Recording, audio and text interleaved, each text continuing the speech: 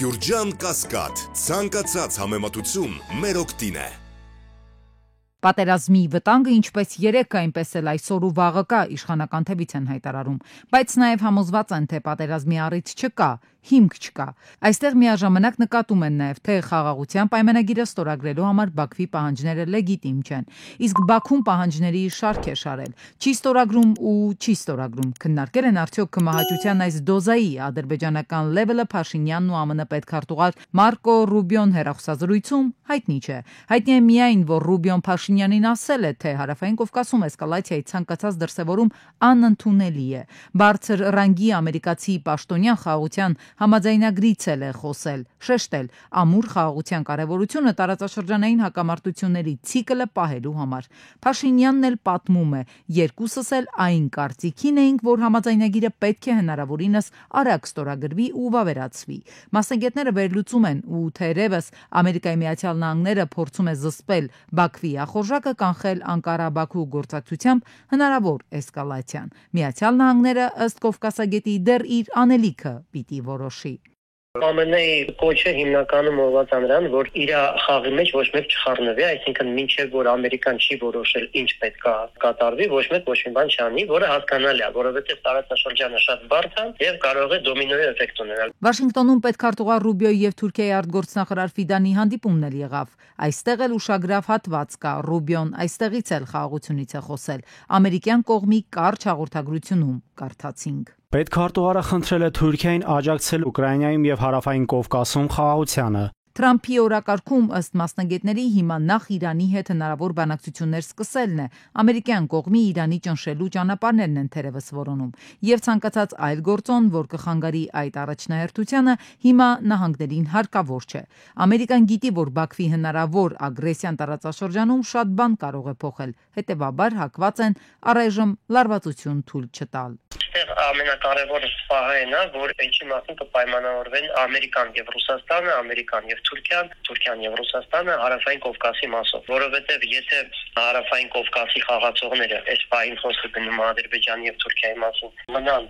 ինքնուրույն, ես ոչ մեկ չզսպիչ սահմանապակի, իրանք կհարվածեն։ Եթե ԱՄՆ-ին ոչ մեկ չզսպիչ սահմանապակի, իրանք կպատրաստեն եւ կհարվածեն Իրանին։ Այսինքն ստեղ ուժային բալանսի մասին է խոսքը, ռազմաքաղաքական բալանսի մասին է, Ռուսաստան, Իրան մի կողմից, ԱՄՆ մյուս կողմից, եւ հիմա գնում են այդ բանակցությունները, թե ոնց պետք է դասավորվի տարածաշրջանի ճարտարապետությունը։ Այս պահին տեսնում ենք, որ գոնե հանրային հարձակում ԱՄՆ-ն ոչ է անում պաշտպանել այն խաղաղությունը, որը այս պահին կա։ Սա ըստ մասնագետների ամենևին էլ չի բացառում Ալիևի արկածախնդրության դիմելու ագրեսիայի գնալու հնարավորությունը։ Մասնագետների աչքի առաջ է 2023-ի սեպտեմբերի 14-ին Սենատում ամերիկյան կողմ ամենաբարձր մակարդակով բառացի էր հայտարարում. Միացյալ Նահանգները չի հանդուրժի էթնիկ զտումներ կամ վայրագություններ Լեռնային Ղարաբաղի ժողովրդի նկատմամբ, բայց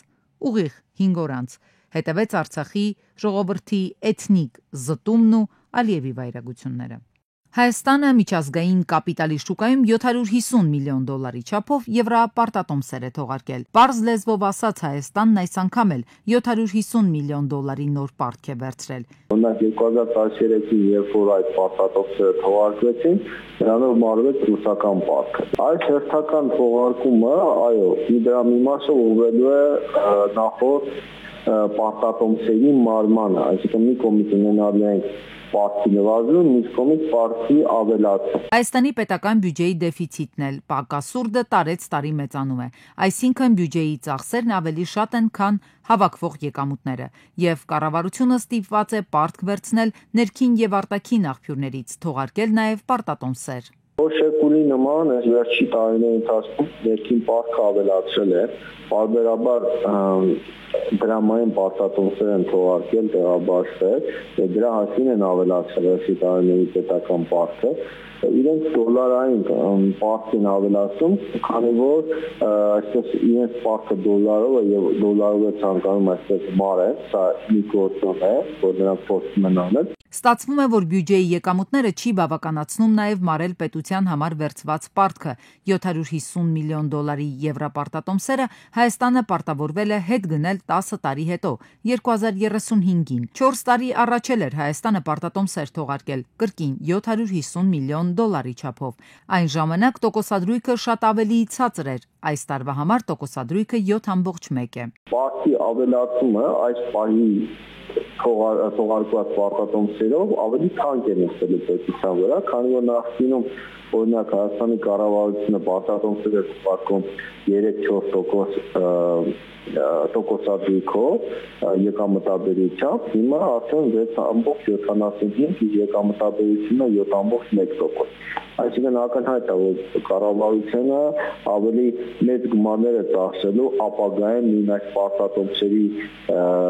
մարումը կատարելու, սպասարկումը կատարելու համար, քան նախորդ պարտատոմսերի դեպքում։ Նոր եվրապարտատոմսերի թողարկման պետական պարտքի բեռն ավելի է ծանրանում։ Այս տարվա փետրվարի վերջի դրությամբ Հայաստանի պետական պարտքը ներքին եւ արտաքին պարտքի հանրագումարը կազմել է 13 միլիարդ դոլար։ Դրանից 6.3 միլիարդ դոլարը արտաքին պետական պարտքն է, մոտ 6.7 միլիարդ դոլարը ներքին։ Սյունիքի մարզում Կապան-Ծավ ավտոճանապարհի 15-րդ կիլոմետրից դեպի Նռնաձոր տանող 10.1 կիլոմետր երկարությամբ նոր ավտոճանապարհ կկառուցվի։ Ճանապարհի կառուցման աշխատանքը նախատեսված է ավարտել 2025-ին։ Նռնաձորում ճանապարհը սարերի միջով է անցնելու։ Հիմա քանդման աշխատանքներն են։ Այդ նախագիծը ըստ Նիկոլ Փաշինյանի նրբություններ ունի։ Նրբությունը հետևյալն է, որ հիմա Նռնաձոր տանող ճանապարհը մի հատված համընկնում է նախկինում երկաթուղու գծերի հատվածի հետ, պաստառի հատվածի հետ, եւ քանի որ մենք պլանավորում ենք տարածաշրջանային կոմունիկացիաների բացում, եւ ըստ էության սա այդ աշխատանքների գործնական փուլն է։ Փաշինյանը եւս մեկ անգամ անդրադարձավ որակյալ ճանապարհների կառուցմանը, հայտնելով, որ եթե ճանապարհահատվածը չունի գծանշում, նշանակում է ճանապարհը դեռ ամբողջությամբ կառուցված չէ։ Դա ասֆալտա, որը փռել ենք։ Այսինքն, երբ որ գծանշում անում ենք, նշանները դնում ենք, այդ պահից է ինքը դառնում ճանապարհ։ Իջևանում ըստ Փաշինյանի 40 տարվա ճանապարհ է ասֆալտապատվում, սակայն այստեղ էլ գծանշում չկա։ Համայնքը ստիպված առանձին գծանշման համար մրցույթ պետք է հայտարարի։ Մեկ էլ տեղ կա, չէ, որ մի քանի անգամ գնում ես, ասում ես, խի ճանապարհային նշան չկա, ինչի ճանապարհային նշան չկա։ Մեկ էլ տանում են միտեղ, ասենք ենթադրենք մի 50 մետրի վրա մի 1000 կիլոմետրի ճանապարհային նշան, ինչ կա այդ ճանապարհային նշանի աղյուսակում, բոլորը դրած է այդտեղ, որ մտածում ես, որ մեկը մեքենան վարելով ճանապարհի այդ հատվածի մտնի շուռ կգա անպայման, որովհետև այնց շփոթեցնող է։ Էկոնոմիկայի նախարարը գյուղացուն աջակցելու ծրագիր է ներկայացնում։ Հողմշակիր պետությունը կաջակցի։ Փաշինյանը Տանձուտ եւ Արգավանդ գյուղերում ծրագրի արդյունավետությունից է հետաքրքրվել։ Ասում է, ստացվել է այնպես, որ դիսոնանս կա կառավարության իշխանության ներկայացուցիչների եւ գյուղացիների միջև։ Մենք ասում ենք, բայց չէ որ կառավարությունը 100,000 դրամ, ասենք տալիս է, ինչի համար է 100,000 դրամ տալիս, ասենք հատիկնդեղենի մշակաբույսի համար, Արարատյան դաշտի հող, Բերի հող, 100,000 դրամ տալիս է, մարդը ասում է, հա, բայց 170,000 դրամ պետքա բան անեմ, ծախսեմ այնտեղ, որ հողը մշակեմ։ Ասում եմ, հա, կառավարությունը 100,000 դրամ տալիս է։ Ասում է, հա, բայց ես այդ 170,000 դրամը չունեմ։ Ոստեղ խոսակցությունը կանգնում է։ Մեկ այլ պատասխան էլ չի գոհացրել Փաշինյանին։ Գյուղացիներ էլ կան հայտնել են, թե ծրագիրը հարուստների փող ու տասնյակ հեկտարներով հող ունեցողների համար է։ Հարուստները չեմ ասում, բանը Բիլ Գեյթսը, բայց տեղական մասշտաբով հարուստները կօգտվեն։ Այստեղ էլի խոսակցությունը մտնում է փակողի։ Բայց իրոք այդ մարդիկ, ում ես տեսա, ում հետ շփվեցի, այդ ծրագիրը իրանց հետ ոչ մի կապ չի ունենալու։ Այդ մարդկանց չի ստացվում մեր երկխոսությունը իրանց հետ եւ այս ծրագրերը իրանց բան չի անում, չի հանում իրանց այդ վիճակից։ Ընդ որում այս ծրագիրն էլ, ես անկեղծ ասեմ, ես լավ ծրագիր չեմ համարում։ Փաշինյանի ձևակերպմամբ ծրագիրը արդյունք կտա այն ժամանակ, երբ 1, 2, 3 տարի աջակցելուց հետո գյուղացին կառավարությանը հայտնի, թե պետության աջակցության կարիքը էլ չունի եւ որ տնտեսությունն արդեն արդյունավետ է աշխատում։ Ֆրանսիան Ուկրաինային 2 միլիարդ եվրոյի ռազմական օգնություն կհատկացնի, հայտարարել է նախագահ Էմանուել Մակրոնն ընդունելով Ուկրաինայի նախագահին։ Վլադիմիր Զելենսկին նշել է, որ Մոսկվան փորձում է լրացուցիչ պայմաններ ներառել Սևծովում հրադադարի մասին համաձայնագրում։ Ռուսաստանի Դաշնությունը ցանկանում է պատերազմը շարունակել, պետք է ճնշում գործադրել նրանց վրա։ Որքան շատ ռազմական տեխնիկա արտադրվի Եվրոպայում, այնքան ավելի խաղաղ կլինի մեզ համար այստեղ ապրելը, ասել է Զելենսկին։ Մակրոնը նշել է, որ խաղաղապահ ուժերը, որն արևմուտքը ցանկանում է ուղարկել Ուկրաինա, կկարողանա ռազմական պատասխան տալ, եթե հարձակվեն Ուկրաինայի վրա։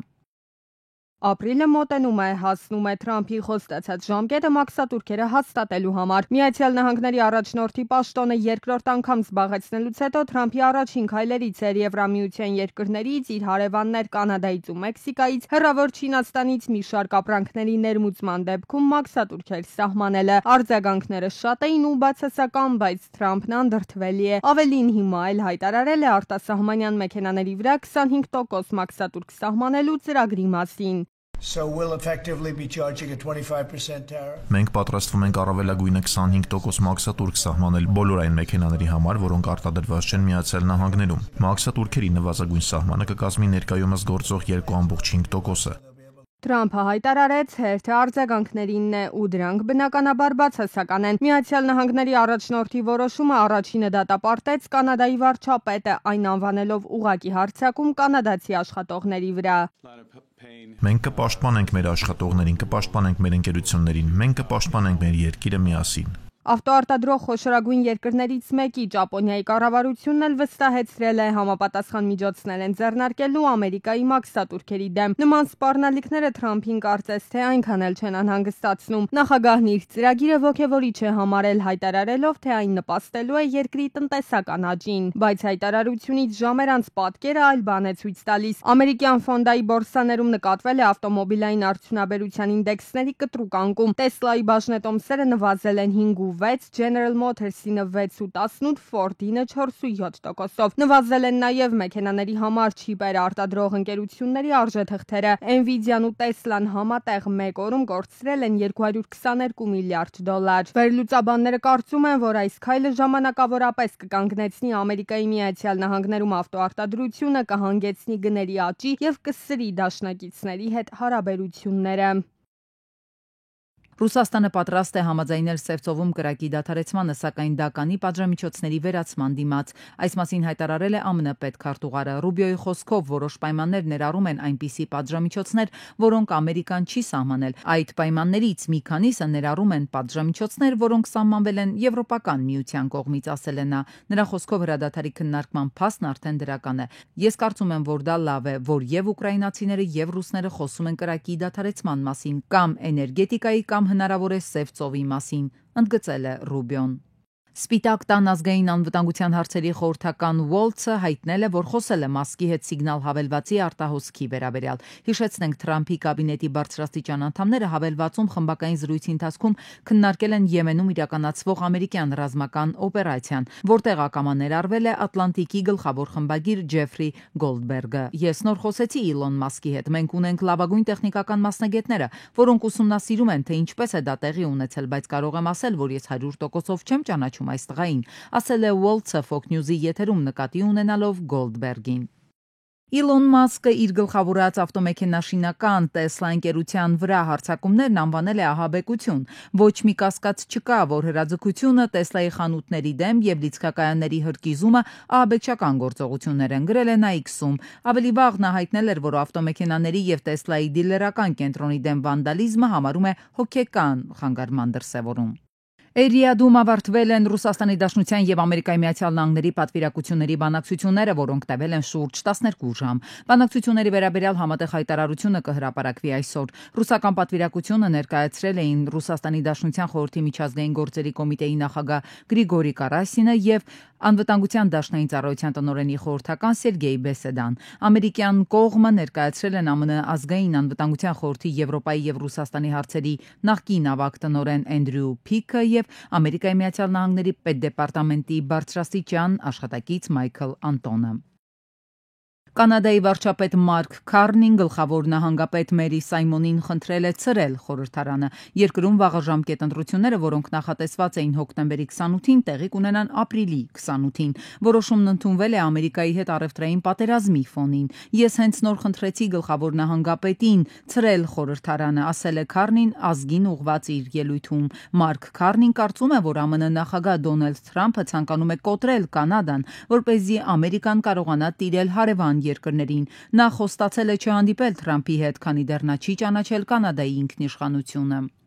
Ամերիկյան Տեսլա ընկերության ղեկավար Իլոն Մասկը ծրագրել է մինչև 2025 թվականի վերջ ստեղծել 5000 Optimus ռոբոտ։ Այս մասին նա հայտարարել է երամսյակային զեկույցի ժամանակ։ Միլիարդատերը հայտնել է, որ մինչև տարեվերջ իր ընկերությունը պետք է թողարկի 5000 ռոբոտ։ Ես կասեմ, որ մենք հաջողակ ենք, եթե ստանանք 10000 միավորի կեսը, բայց նույնիսկ 5000 ռոբոտը հռոմեական լեգիոնի չափ է, ասել է Մասկը։ Իսկ Հռոմում գտնվող լեգիոնը տարբեր ժամանակներում բաղկացած էր 2-ից 10,000 զինվորից։ Գերմանիայի Քյոլն քաղաքում ավտոերթ է անցկացվել ի աջակցություն Ռուսաստանի եւ ընդդեմ Կիև զենք ուղարկելու ռուսական դրոշներով ավտոմեքենաների շարասյունն անցել է հրապարակներից մեկով, որտեղ հավաքվել էին ուկրաինամետ ակտիվիստները։ Apple ընկերությունը աշխատում է նորացված Apple Watch մոդելների ստեղծման վրա, որոնք կունենան ներկառուցված տեսախցիկներ եւ արհեստական բանականության աջակցություն։ Այս մասին հայտնում է Bloomberg-ի լրագրող Մարկ Գուրմանը։ Չնայած ակտիվ մշակմանը նոր Apple Watch մոդելների թողարկման հստակ ժամկետներ դեռևս հայտնի չեն։ Գուրմանի խոսքով նախագիծը կարող է շատ ժամանակ պահանջել, մինչև սարքերը կհայտնվեն շուկայում։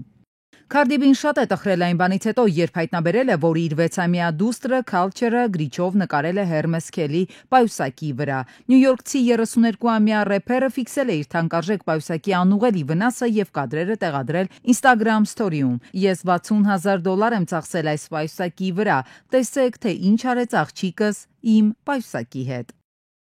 Հնդկաստանի շնաբույծների միության նախագահ Սաթիշը վերջերս 500 միլիոն ռուփի, մոտավորապես $5.81 միլիոն է վճարել գայլի եւ կովկասյան հովվարշան խաչասերման արդյունքում ծնված եզակի ձագի համար։ Դրա աստղաբաշխական գինը պայմանավորված է այն հանգամանքով, որ կենդանին իր տեսակով եզակի է։ Ընդամենը 8 ամսականում այն արդեն կշռում է 75 կիլոգրամ։ Ես փող եմ ծախսում այս շների վրա, քանի որ դրանք հազվագյուտ են։ Բացի այդ, ես բավականաչափ գումար եմ ստանում, քանի որ մարդիկ միշտ հետաքրքրված են տեսնել դրանց։ Նրանք սելֆիներ են անում շների հետ։ Ես եւ իմ շունն ավելի շատ ուշադրության ենք արժանանում, քան դերասանը ֆիլմի պրեմիերայի ժամանակ, նշել է տղամարդը։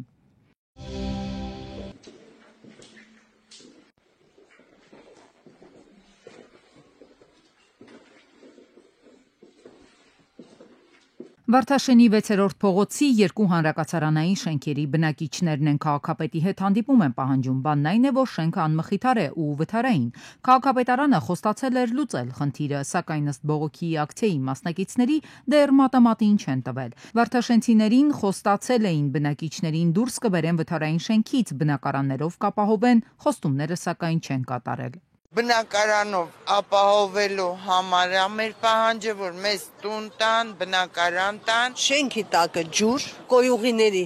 ամբողջ խողովակները ջարդված են, ջուրը այդ պատի տակից լցվում է մյուս փողոցի տների մեջ։ Ահա սիրտները քնում են ամեն վարքյան, ասում են հեսա կփլվի, ամեն ցնցումից, ամեն թույլ ցնցումից շենքը դղրդում է։ Բողոքավորները ավելի կտրուկ քայլերի դիմեցին, սկսեցին փողոցներ փակել։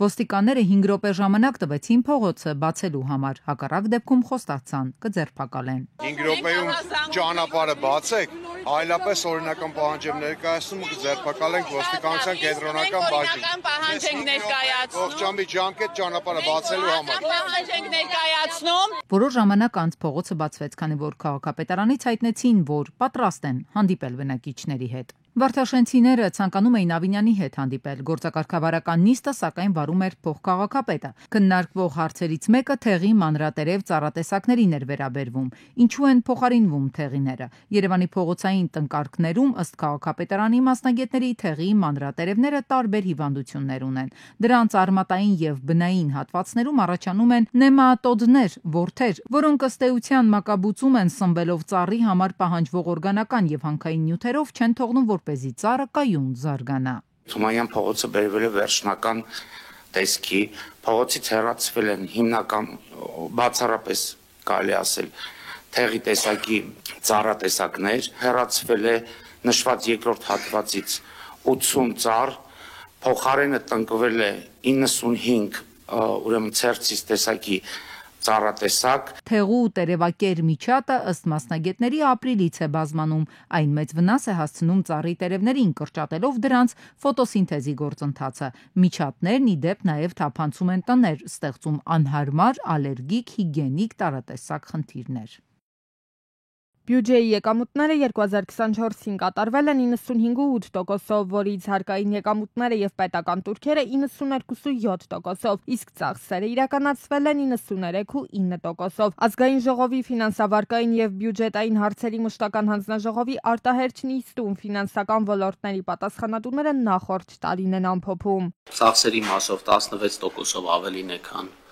2023 թվականին եւ 9.3%-ով ավելին է, քան եկամուտների մասով։ Եկամուտներից ու ծախսերից բացի աճել է նաև հանրապետության պետական պարտքը, նախորդ տարեվերջին այն կազմել է 5 տրիլիոն դրամ, կամ որ նույնն է 12.8 միլիարդ դոլար։ 2023-ի համեմատ երկրի պետական պարտքը ավելացել է 6.2%-ով։ Սակայն ուրախալին նաև, որ պետական պարտքի հարաբերակցությունը համախառն ներքին արդյունքի նկատմամբ պահպանվել է 50%-ից ցածր մակարդակում եւ կազմել է 48.3%, որը 0.1%-ով ավելի ցածր է, քան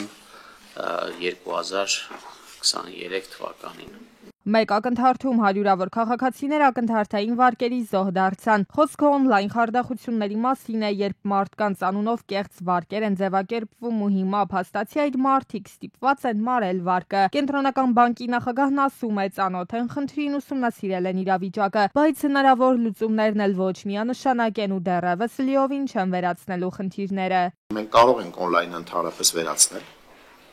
Այդ դեպքում լինելու են միլիոնավոր մարդիկ, ովքեր բողոքելու են անհարմարությունից, որ իրանք անպայման պիտի գնան բանկ որևէ հարաբերություն ձևավորելու, վարկ վերցնելու։ Սա էլ իր հերթին հանգեցնելու է նրան, որ բանկերը քաղաքացիներից հավելյալ գումար են գանձելու օնլայն վարկավորման բացակայության դեպքում։ Միևնույն ժամանակ Մարտին Գալստյանն ընդգծում է, եթե պարզվի, որ քաղաքացին գումարներ է կորցրել բանկի մեղքով, վնասը կփոխհատուցվի։ 2024-ին թերացումներ են արձանագրվել ավելացված արժեքի հարկի հավաքագրումների գործընթացում։ Պետ նախագահն է պարզաբանում իրավիճակը, ասում է, հիմնական խնդիրները մաքսային հատվածում են։ Երկու հիմնական գործոն կա, մեկը ավտոմեքենաների ներմուծումն է, որը նորից տնական է, քանի որ մենք նախորդող տարիներին ունենք ավտոմեքենաների ներմուծման բում եւ 24 թվականին միանգամից անկում տեղի ունեցավ, սահմանին այդ հավաքագրումները նվազեցին եւ երկրորդ գործոնը ծխախոտի ներմուծումն է, որն էլ այդ նկարներով համապատասխան նկարների փակցման հետ էր կապված պահանջների ԵԱՏՄ-ի, որի արդյունքներով նախորդ ոնց որ պաշարներ էր կուտակվել ներմուծման։ Նշված գործոնները սակայն ըստ ՊԵԿ նախագահի վերացել են, այս տարի այդ առումով խնդիրներ չկան, հետևաբար մաքսային մարմնի կողմից սահմանին հավաքագրումները նույնպես բարելավվել են։ Մխիթարյանների ընտանիքում արտակարգ դեպք է տեղի ունեցել Փարաքարի ընտանեկան գերեզմաններում քրոջը ուղարկավորելուց հետո։ Տևական ժամանակ անց եղբայրը եկել ու նրան այնտեղ չի գտել։ Ստե փոսեր, որ եկել եմ խումբ ծխելու, այսքան փոս կիսած։ Սա հարազատության ասում եմ ախպեր։ Երեք օր։ Հետո նայեցի, տեսակ դագաղը չկա։ Հող չկար, այսքան պակաս հողը։ Մի 50 սանտիմ հողը վրի պակաս նոր են էսի բերել։ Օրեր հետո է պարզել, որ քրոջը իր մեծ եղբայրն է տեղափոխել ընդամենը 800 մետր այն կողմ։ Միայն թե ընտանեկան գերեզմաններում չմնանա, ասում է իր պատճառներն ունի։ Ըստ քաղաքացու իր ու եղբոր կոնֆլիկտը տարիների պատմություն ունի։ Հայրական տնից նամազ չի ունեցել ու գնալով հարաբերություններն են լարվել։ Դուք վստահ եք, որ էսա։ Միլիարդ%։ Հենա քանդողների տունը, ով որ քանդել են, ով որ վերը թաղել են։ Ծնողներս ասել են հորնմորս կողը չթաղես։ Ենթադրենք սա անբարոյականական բարոյական է։ Ինչը տավելացա, մեկ ասում են քո քույրն է, իմ քույրն է։ Ինչի մարես եկե հանետարե։ Տղամարդն ասում է եղբոր հետ խոսել անհնար է, իրավապահների հետ դիմել քայլեր է ակնկալում։ Դեպքի մասին ըստ իր հայտարարության արդեն իրավապահներին հայտնել է, սակայն սայլը տեղից կարծես թե մինչև այժմ ոչ մի ինֆորմացիա չունի, թե Էջմիածնի ոստիկանները ինչ միջոցներ են ձեռնարկել։ Գարշահոտությունը Մասիս խոշորացված համայնքի այն թափ 17 փողոցից անպակաս է դարձել։ Հակասանիտարական այս վիճակը բնակիչները կապում են Գետառի բացակայության հետ։ Ասում են նախկինում նման խնդիր չեն ունեցել։ Շունուկ, գարի մորթյու ինչ ասենք, ցերեկով չեն բերում, որովհետև գիտեն, ելնենք տեսանք կռիվ գնի։ Իշխերով բերում գցում են ու պահած չեն կանգնի մենք։ Մեկ անգամ մաքրել են, բայց քաղաքացիների խոսքով շատ կարճ ժամանակ անց պատկերը նորից նույնն է։ Հատկապես ամռանը դուռ ու լուսամուտ բացել չեն կարողանում։ Այս հատվածում տիրում է գարշահոտություն, հակասանիտարական վիճակ։ Չի գործում ջրատարը, ըստ բնակիչների խոստացել են, որ պետք է մաքրեն եւ հատուկ ջրախողովակներ են, բետոնե մեծ ջրախողովակներ տեղադրեն, սակայն 30 տարի է խնդիրը չի լուծվում։ Բնակիչներն ինչքան էլ որ դիմում են պատկան մարմիններին, միևնույն ժամանակ ընդգծում են աղբը կուտակվում է առաջին հերթին հենց իրենց մեղքով։ Ոչ թե աղբամանն են նետում ամբողջ աղբը, այլ հենց այդտեղ։ Սրա մասին խոսելն ավելնորդ է, էսի մենակ ստեղ չի։ Ամբողջ Արարատյան դաշտավայրում դրենաժներ են սովետի վաղտից կառուցել։ Իսկ հիմա այս լցածը այդ ժողովրդի մեղքը։ Արարատի մարզպետին Մասիս խոշորացված համայնքի ղեկավարին են դիմում, որպեսզի միջոցներ ձեռնարկեն համաճարակը բացառելու համար։ Բնակիչները նշում էին, որ չեն դիմել իրենք Մասիս խոշորացված համայնքի ղեկավար Դավիթ Համբարձումյանին եւ Արարատի մարզպետին, բայց հիմա ուզում են դիմեն, որպես միջոցներ ձեռնարկեն այս հակասանիտարական վիճակը վերանալ։ Այս արագիլը լավ լուր բերի։ Մարտի 26-ին Գորիսի, Սյունիք, Ավանգարդ փողոցների խաչմերուկում բախվել են 28-ամյա Դավիթի Toyota Camry եւ 21-ամյա Սերժի Գազ 31029։ Վերջինի վարորդը մարմնական վնասվածքներով տեղափոխվել է Գորիս բժշկական կենտրոն։ Ժամանել են ոստիկանության բարեկային ծառայության Սյունիքի մարզի գումարտակի 2-րդ վաշտի առաջին դասակի պարեկները։ Մարտի 27-ին արտակարգ դեպք է տեղի ունեցել Լոռու մարզում։ Հաղպատ գյուղի վարչական տարածքում ճանապարհի հենապատն է փլուզվել։ Ժամանել են փրկարարության Թումանյանի շեջ փրկարարական ջոկատի փրկարարները, ՆԳՆ ոստիկանության բարեկային ծառայության Լոռու մարզի գումարտակի 2-րդ վաշտի 4-րդ դասակի պարեկները։ Նրանք ժամանակավորապես դադարեցրել են երթևեկությունը։ Լոռու մարզպետ Արամ Ղազարյանի հանձնարարականով էլ ժամանած մարզպետարանի աշխատակիցներն ու ճանապարհը սպասարկող ճանշինը աշխատանքներ է կատարել հողն ու հենապատերից փոկված քարերը հեռացնելու համար։